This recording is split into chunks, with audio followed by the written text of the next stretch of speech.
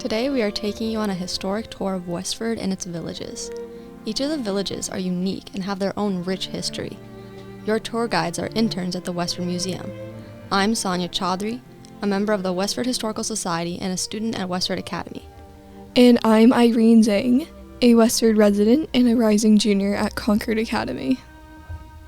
Before we begin our tour, allow me to share some of the history of our town. The first residents at the historic town of Westford were the Pawtucket, Nashua, Tiamatke, and Neshoba tribes, who were Algonquians. They primarily fished, hunted, and farmed the land. Several bodies of water and a native supply of fruits and berries were attractive to both the Native Americans and the pioneers. In 1729, a part of the west precinct of Chelmsford separated to become the town of Westford. There were less than 100 families living there at the time. In 1730, a piece of Groton was annexed, and the boundaries of the town were set and have remained the same since that time. Imagine yourselves now living over 100 years ago in Westford. You would find a typical New England town of farms and pastures, outlined by fieldstone walls and surrounded by deep forests. The town was made up of small villages: the Center, Parker Village, Nabanasset or Brookside, Forge Village, and Graniteville. The central village, now the center, contained the meeting house, where much of the political and social business was conducted. Smaller meetings would have taken place in people's homes. The meeting house was the largest structure in the community, so was the church as well. For over 100 years, the church and meeting house were one. Reverend Willard Hall was the minister for almost half a century. In 1828, there was a separation of church and state, but town meetings continued to be held in the meeting house until the town hall was built. The land for the common was bought from Mr. Underwood and was used as a training field for soldiers. The common has taken many forms over the years. It was used as a training field, a hay field, the WA schoolyard, a social meeting area, and a park. As you look around the common over the years, you would have seen the meeting house, churches, 3 general stores, Westford Academy, a library, and several large permanent homes. The common has war memorials from the Civil War to the World Wars and the Korean War to the Vietnam War. Now let's begin the tour itself. We begin the tour at Town Hall at 55 Main Street. In 1870, Westford constructed the Town Hall. It was initially built with a Victorian-style tower. However, the hurricane of 1938 toppled it down. When rebuilding the tower, it was changed to the present colonial style. The town meetings could now be held in the town hall and not the meeting house. The social library was also placed in the town hall. The police and fire stations were added in 1974. Right next to Town Hall is the Road and Bush Community Center at 65 Main Street. This was the second Westford Academy building. It served the town from 1897 to 1955. Before 1921, it was a private high school, and in 1922, it switched to a public school. In 1955, it was renamed the William E. Rodenbush School, after its principal of 25 years, and continued as a junior high school for 7th and 8th grade. Today, it serves the town as a community center, which opened back in 1976. In fact, by 1982, 1 out of every 3 families in Westford had a child within the preschool or gymnastics program of the center. Just as you corner to Main Street, you can see the Frost School at 73 Main Street. The Frost School was built back in 1908. It was a larger school compared to the district schoolhouses. At one time, Westford had 10 district schools spread throughout the villages. When Frost School opened, several of the district schools closed down. This school was named after the Westford Academy principal, William E. Frost. Mr. Frost first introduced the written examination to the school system. The school closed down in 1992 and now houses a daycare program, which is headed by the Rodenbush Community Center. On our way to the next location, think apple orchards. There were apple orchards throughout Westford. Just after the Frost School, you'll find Leland Road. At one time, Mr. Underwood's farm extended from here to the center of town. He sold a piece of his land to the town, which acted as the training field for the Westford Minutemen and militia. Next on our tour is Fairview Cemetery, at the corner of Main Street and Tadmouth Road. The Fairview Cemetery is Westford's oldest and largest burial ground. The earliest grave is that of Abram Wright, dated back to 1702. In the cemetery is a table-like monument reserved for the clergy in honor of Reverend Willard Hall, who is buried here. Zacchaeus Wright, one of the founders of Westford Academy and the town's first library, is also buried here. Additionally, a casualty from the Battle of Bunker Hill during the American Revolution is buried here. Many old Westford family names, like Fletcher, Parker, Hildreth, Prescott, Kais, Spalding, Abbott, Minot, and Whitney can be found here. Ahead on the left is the red farmhouse, known as the Chouhdry Farm, at 164 Main Street. In 1654, Esdras Reed, from Wynnum, Massachusetts, was given an allotment of land but never moved here. Instead, he kept the land for the rest of his family. A part of this house was built in 1746 by another member of the Reed family. They were farmers who became apple growers. They sold their orchard to the Drew family, who fanned the land for over 50 years before selling it. The Reeds and Drews were both apple growers and were prominent families in building the town. Look for the marker on the first house on the right of Francis Hill Road. This will be the Kais Homestead at 16 Francis Hill Road. You will find the home of Solomon Kais, who is known to be the first settler of Westford. Mr. Kais arrived here from Newbury in 1664 with a grant of land. It is believed that the road was named after his wife, Frances. The house was later owned by Solomon's descendants, such as Joseph Kais and Trustworthy Kais. From here we will be entering Brookside Village. In Westford, at one time, there were at least 7 mills from the headwaters of Stony Brook at Forge Pond to the mouth of the Merrimack River in North Chelmsford. One of the mills was a fulling and grist mill, established in 1724 by William Chandler. The business of dressing cloth was here for 140 years. It became a woolen mill and one of the sites of the Abbot Mill at 12 Brookside Road. Since closing Abbot Mill, it has been used as a freezer locker by Commodore Foods and has been turned into condos. The Brookside section of town we are now entering is referred to today as Nabnasset. Nabnasset has more than 7 lakes or ponds, causing many people to come to Westford to enjoy them. People came to boat, to swim, and to fish.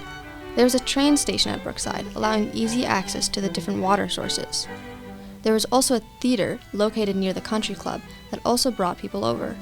Nabnasset could have once been considered a resort area of Westford. Nabonasset School at the intersection of Plain Road and Oak Hill Road will be on the right. The building was built to help relieve the congestion at the Frost School.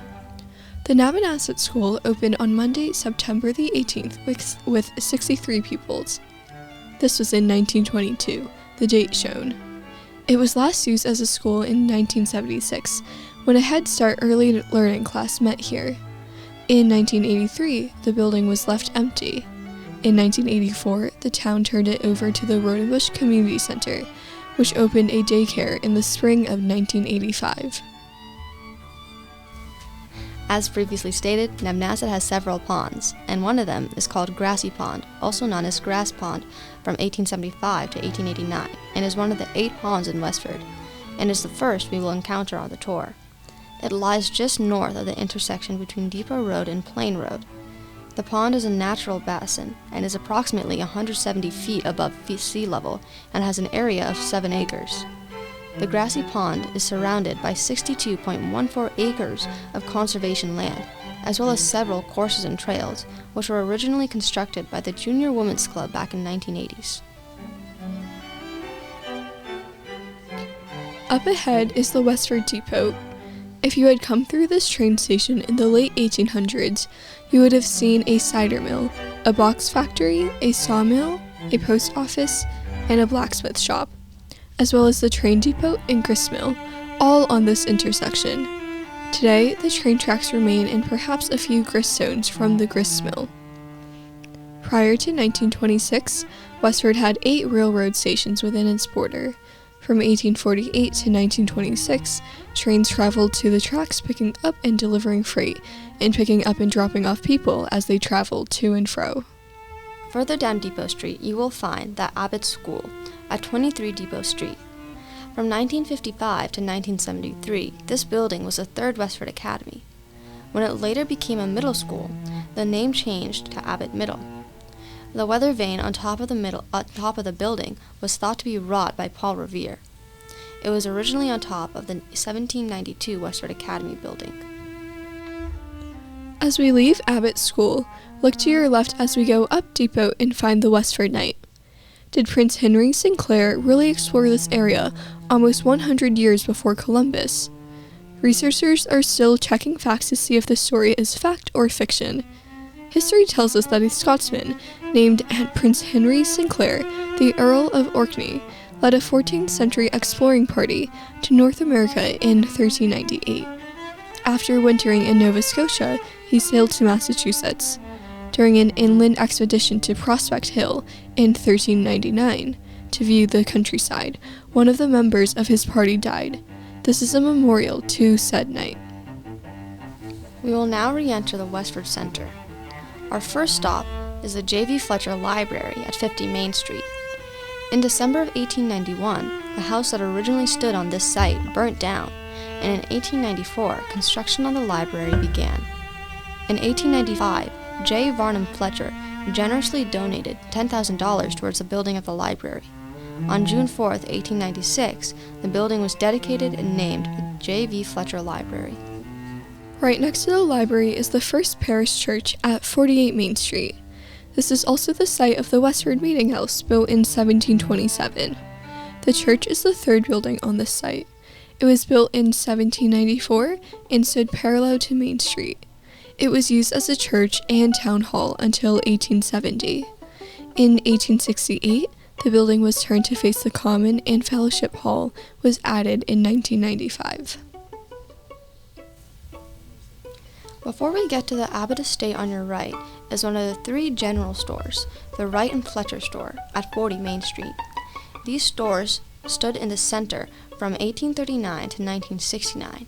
You could buy pickles in a barrel of brine, a coffee grinder to provide you with freshly ground coffee, or bins of spices. The country store tried to have a variety of products that would provide for the needs of the family. Today, it is the location of Muffins on Main.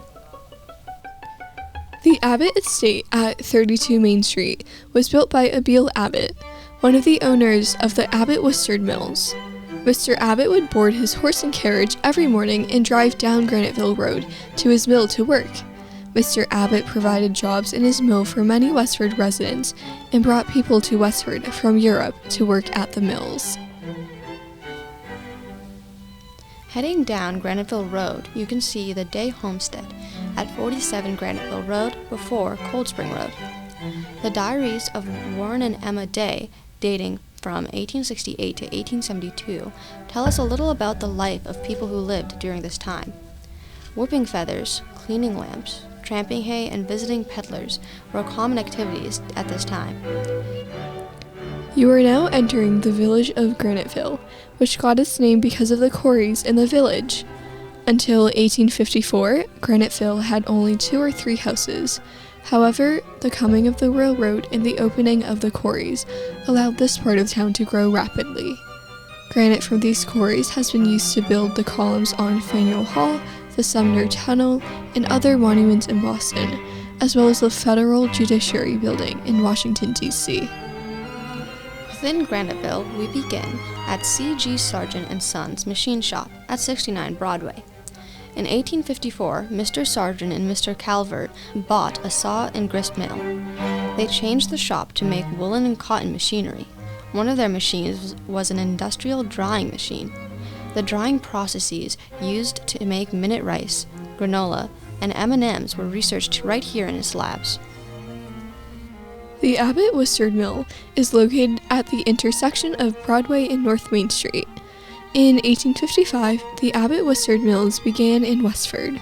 It was one of the earliest Westford manufacturing mills in the United States. They made yarn for upholstery goods, In 1857, the mill was destroyed by fire and rebuilt in 1859, where it made carded yarns for carpets. On the left is Mill Pond, originally a part of Stony Brook River. It was dammed up and made into a pond to provide power to the mills. At one time, it was an apple orchard. Farther down the street, you can see the 10th District Schoolhouse at 88 North Main Street. Built in 1880, Sargent School was an earlier elementary school. When the 10th District Schoolhouse closed in 1884, students went to the Sargent School. It was named after Mr. Sargent, the owner of C.G. Sargent and Sons Machine Shop. He donated land and money to build a Methodist church behind the school as well. St. Catherine's Church, now at 107 North Main Street, was originally a wooden building across the street that was built in 1855. In 1892, Mr. Healy got a group together to get funds to build a new church. Mr. Abbott gave a lot of money to fund the building. As you pass by Town Farm Road on the left, the Town Farm, built in 1824, provided this home for people who could not provide for themselves. People would live here and help with chores and gardening until they could get back on their feet and provide for themselves. When the government provided the welfare programs, the town farm was not needed. In recent years, it was the office of the Westford Public Schools. We're now entering Forge Village. In 1710, Jonas Prescott erected forges to make iron products in this section of town. This is how this section of town got its name. The forges operated for 150 years. They made farm tools and irons, candlesticks, mortar, and pestles for the early residents of the town. There was a Forge Village nail factory on the site of Abbot Mill building from 1860 to 1877. As we turn left from Prescott Street to Pleasant Street, we see the area that Mr. Abbott bought for the site of his second mill in 1879. John C. Abbott is remembered in many ways as we pass through the Forge Village section of town. The brick Abbott Worsted building, built in 1 Pleasant Street, was operated as a mill from 1879 until 1956. Mr. Abbott built almost 500 homes in this section of town for his employees to use. He employed many Westford locals and hired many immigrants to keep his mills working. He provided many opportunities for his workers as well. He provided baseball, soccer, and hockey teams, even building rinks and ballparks. He created a band. He had clubhouses built at all 3 of his mills in town, providing fun social activities. Abbott Hall once housed 6 bowling alleys, pool tables, an assembly hall, and reception areas for movies and parties. There was even a clinic for the sick. Mr. Abbott was considered more of a father figure by most and less of a boss. The mill closed in 1956. Murray Printing Company took over the building in 1958 and bound books for major publishers. Today, it is an apartment complex. Across the street from the Abbott Worsted Mill building is a road that leads to Forge Pond. This pond is the headwaters for Stony Brook. From 1864 until 1931, the industry of ice harvesting was on the pond. Ice was cut and shipped as refrigeration to many areas, some as far away as the Caribbean. Today, Forge Pond is a town beach. To the right of the pond, you can see the Cameron Senior Center at 20 Pleasant Street. Named for one of the presidents of the Abbot Mills, this was once an elementary school.